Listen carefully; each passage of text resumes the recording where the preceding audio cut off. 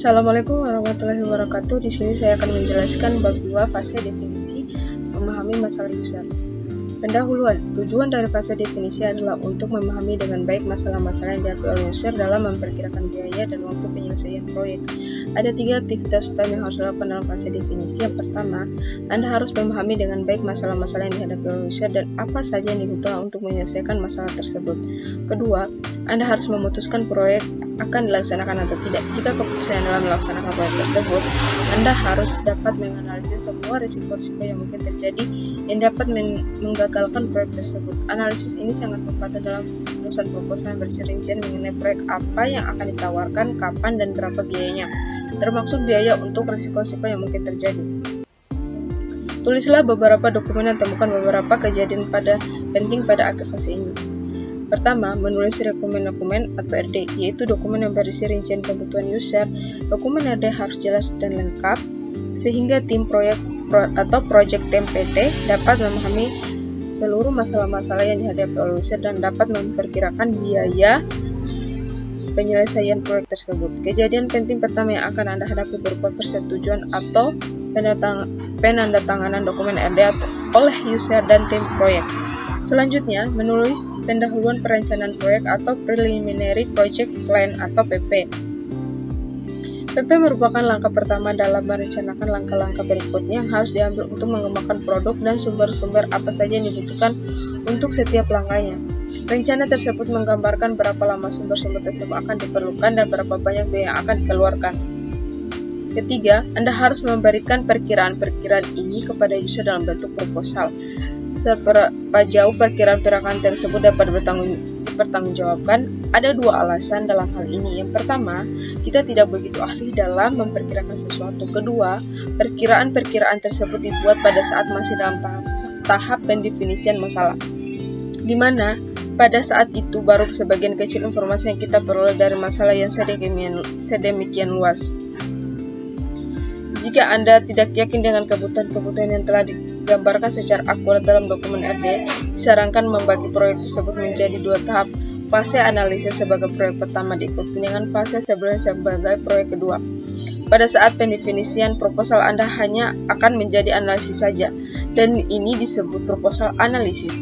Setelah analisis akan ada proposal pengembangan. Pada bab 3, kedua hal ini disebut dengan 2 fase proposal. Kejadian penting terdapat di sini adalah pembelian proposal oleh user.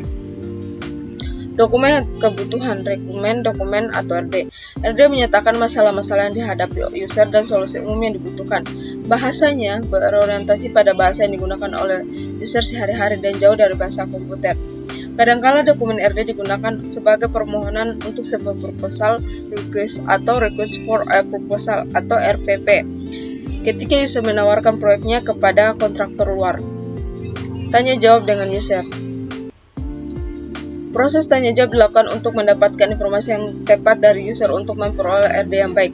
User akan memberikan semua informasi yang Anda butuhkan dan tidak lebih. Tim proyek interview berkewajiban untuk mempelajari bisnis user, memahami teknologi user, dan mengajukan pertanyaan-pertanyaan. Masalah terbesar berkaitan dengan pemakaian akhir atau end user yang sesungguhnya petugas pemasukan data atau petugas pengirim barang yang berada di gudang. Seringkali manajer atau supervisi mengatakan bahwa pemakai akhir sangat sibuk dan tidak mampu untuk memberikan informasi yang dapat dipercaya. Terkadang manajer merasa dilangkahi atau diremehkan jika Anda berhubungan langsung dengan pemakai akhir yang berada di departemen mereka. Solusi dari masalah ini adalah mendidik para wakil tim proyek tersebut bagaimana pentingnya komunikasi dengan para pemakai akhir yang sebenarnya. Jika masukan yang mereka kemukakan tidak mendapat tanggapan pada awal pendefinisian, akan sangat mungkin terjadi perubahan-perubahan di kemudian hari. Hal ini berarti akan membutuhkan biaya cukup mahal untuk memperbaikinya. Mintalah izin dari manajer yang berwenang pada saat mewawancari orang-orang mereka. Siapkan rencana untuk melakukan wawancara, pelajari tentang bisnis yang mereka lakukan, dan tulislah pertanyaan-pertanyaan yang akan diajukan. Berikut ini pertanyaan yang berhubungan dengan wawancara yang akan dilakukan. Yang pertama, cari tahu tentang aliran informasi yang ada dalam perusahaan tersebut. Mulailah dengan pertanyaan-pertanyaan seperti, informasi apa saja yang dibutuhkan untuk menjalankan kegiatan bisnis perusahaan, seberapa penting aliran data, baik antara departemen maupun antar individual. Tentukan frekuensi, waktu, dan keakuratannya. Kedua, masukan-masukan yang diterima diikuti dengan pertanyaan-pertanyaan sebagai berikut. Informasi apa saja yang dibutuhkan untuk menghasilkan masing-masing barang? Informasi apa yang tersedia, kapan, di mana? Informasi baru apa saja harus dikumpulkan? Ingat tentang 5W, who, what, where, when, why. Sediakan waktu untuk pertanyaan-pertanyaan di atas selama membuat hal-hal yang terdapat dalam RD. Berikutnya adalah bagian-bagian dari RD. 1. Pendahuluan. 2. Tujuan proyek. 3. Fungsi-fungsi utama. 4. Keluaran umum. 5. Informasi input secara umum. 6. Kinerja. 7. Perkembangan. 8. Pengoperasian dan lingkungan. 9. Kompatibilitas. 10. Reliabilitas atau ketersediaan. 11. Pengantarmukaan dengan pemakai.